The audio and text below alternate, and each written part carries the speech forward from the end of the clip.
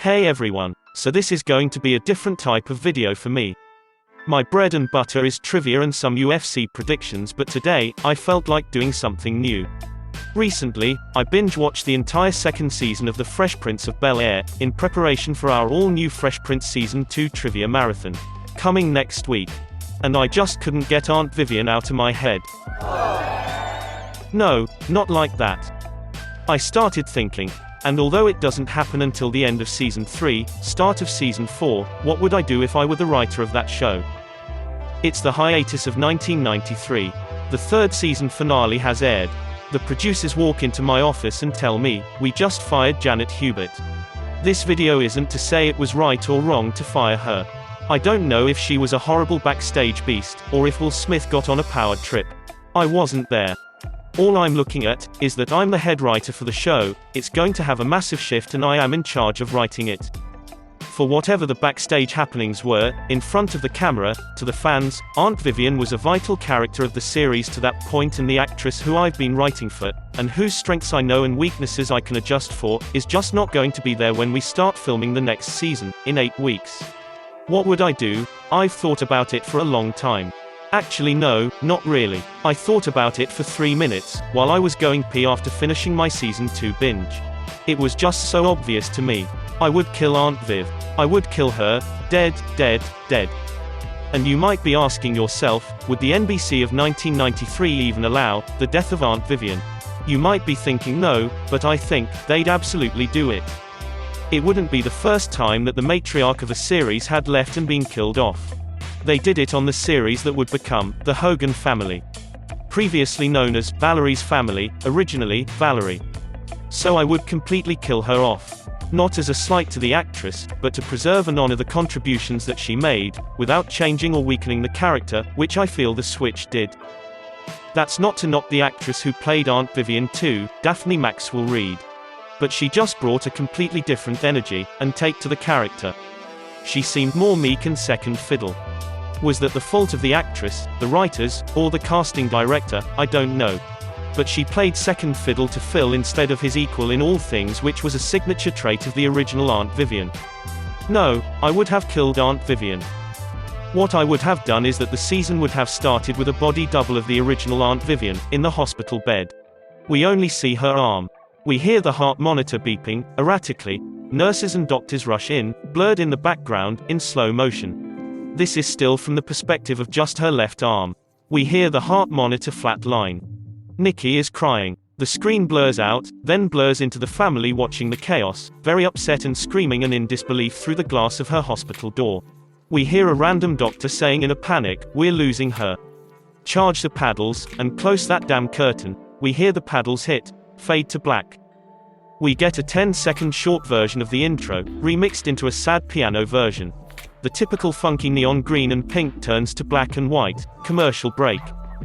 I'm not going to long-form the entire series from here, which episodes would stay or be chopped to put new ones into account for this change, but for the most part, most episodes would still remain largely the same.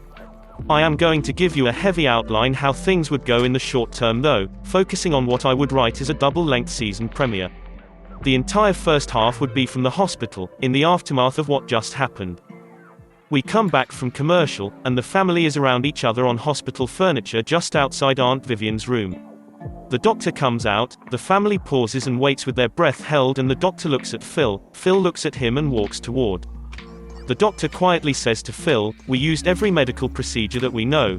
We tried, for over 35 minutes to bring Mrs. Banks back to a proper heart rhythm, but despite our best efforts, we were not able to stabilize her. I'm very sorry for your loss, Mr. Banks."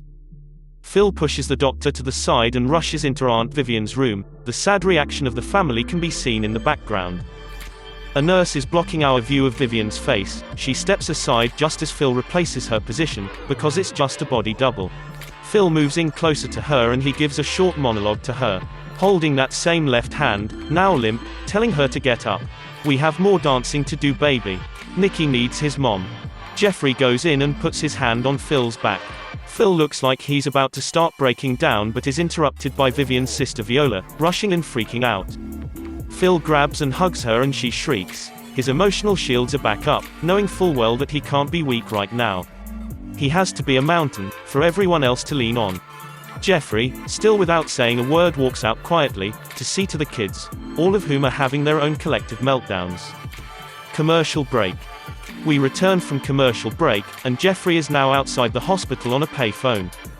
He recaps how we got to this point. He tells whoever it is he's talking with that Vivian seemed perfectly fine. Organizing a family get-together. He went upstairs to attend to more of his duties, and after realizing he forgot something downstairs, returned to find Vivian on the floor. It started to seem like she would be okay in the ambulance, but shortly after arriving at the hospital she crashed again, and they couldn't bring her back. I think they are going to need your services, he says to the person on the phone and asks, how quickly can you be here? We change perspective to Will and his mom, and everything is sad, everything is deep as you'd expect. They are mid-conversation and it turns into the thought from Viola, that Will's days in Bel Air are coming to an end. Viola might say something like, well, Vivian was your aunt. Phil is your uncle by marriage. We can't expect him to keep this up now that this has happened. So that gets the wheels spinning in Will's head, and that gets expanded on later. I kinda see this as the break in the episode for syndication, and the halfway point of the episode. After another commercial, we're at the mansion now, it's 2 days later and everyone is in funeral clothes. Everyone is very serious and sad as Jazz shows up, in a limo driver style outfit. He is going to drive Phil, Will and Viola, who has Nikki. Jeffrey will be driving Ashley and Hillary. I won't outline their part in this video, only focusing on Phil and Will's car, but I'd envision the scene shifting back and forth between the two cars for a couple moments, everyone reflecting on how different things will be. Near the end of this scene, Jazz says or does something stupid and Phil, with his deep voice firmly says, stop the car. You see him get out, walk around, open the driver's side door and launch Jazz out, with Jazz's trademark scream. Then Phil gets in and takes over driving. Flash into the church. Typical sort of funeral scene you'd see in a TV show. Cast members and guest stars such as Vivian's three sisters express thoughts about the now fired cast member. Maybe it's just a montage of them all going up and talking, but we only hear a few lines. Ashley and Phil would be featured here, but Phil would still be repressing his feelings for the most part. Jazz comes in near the end, all dusted up, and says something funny or stupid to Phil as they're about to leave, so Phil throws him out the church and we get another signature Jazz scream. Jazz gets back up and says something like, good distance Mr. Banks. So, can I get a ride with you guys? We then go to and return from commercial with everyone getting back to the mansion, walking through the front door with Jazz walking in behind them. Phil is visibly drained, but holding it together, a little too well, and Jazz again says something really stupid. Phil looks at him in anger and says, even you cannot be so stupid as to think this is the time for your wise-ass buffoonery. And Jazz says, in perfect Jazz style, of course not Mr. Banks, but you've looked like you needed to get your emotions out somehow, and I know I tend to elicit a strong, physical reaction from you. Tubby. Phil smiles and looks at Jazz and thanks him. His emotional shield starts to crack a little bit and gives Jazz a hug. You're welcome Mr. Banks, Jazz says, as the short hug breaks naturally. I mean, Tubby, Jazz quips with a sly smile, to which Phil replies, I'm good, but thanks for the offer.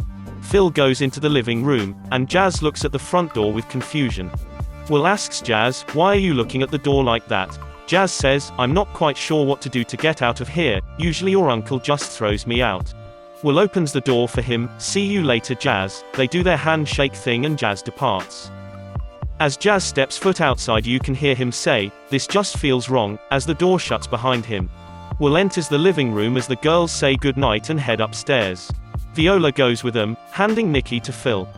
Now it's just Will, and Phil and Nikki. Phil puts Nikki in a baby carrier and Will says, well, I guess I'll start packing then.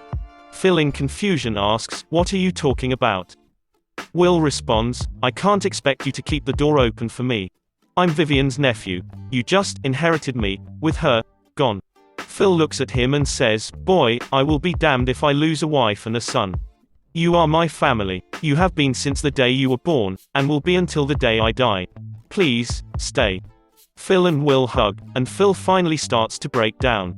After a short moment, Will says, you do realize, by asking me to stay, you're inviting more of Jazz into your life. Phil chuckles and says, he's a good kid. And I can use the outlet. They both smile. You should get to bed, Will. After checking if Phil would be okay, Will agrees and goes up to bed. Phil sits down on the sofa, his tie undone, shirt untucked. He puts his head in his hands, then Nikki starts to fuss and cry. Phil looks over and tries to calm him down. The crying gets worse, and the doorbell goes off. We follow Phil as he gets up and walks to answer the door, Nikki in hand. As he opens the door, we see Daphne Maxwell Reid.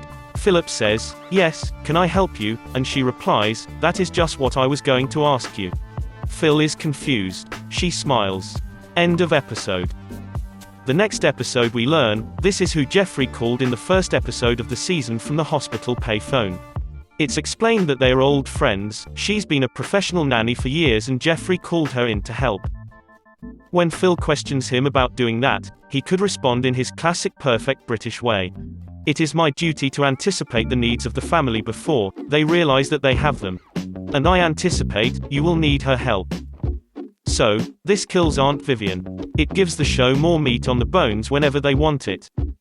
I could see a season-long arc where Phil files a lawsuit against the hospital over Vivian's death. And loses. Daphne the nanny takes the place of Aunt Vivian, as far as lines and being a reasonable, level-headed mother figure who grows closer with the characters as the season progresses. And she could remain in that role for the duration of the series. She could essentially play the role she played, which really wasn't what Aunt Vivian was like anyways.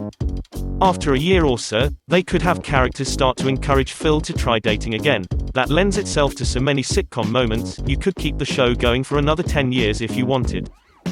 Though largely, the show would remain what it was beforehand. If the audience responds well to the character of the nanny, they could pair her up with Phil around the end of season 5. But I think keeping her as the nanny, with Phil looking at the dating world would be the better scenario and helps set up a slightly different, but pretty much identical series finale, with Phil's reason for selling the mansion being simply, that with the kids all going off on their adventures, he wouldn't want to raise Nikki, in a house filled with ghosts. And that is how I would rewrite history. That, I think would have been better than how it actually did play out, but I'm saying this with the benefit of looking back and knowing how good the actors are through 3 more seasons of episodes that hadn't been made yet in 1993 and the rest of their careers. Thank you for joining me on this ride through an altered timeline. What are your thoughts about this different, but in the end similar take on what happened? We would love to hear your thoughts in the comments. For the 280 Times Trivia channel, I'm Joel Curtis.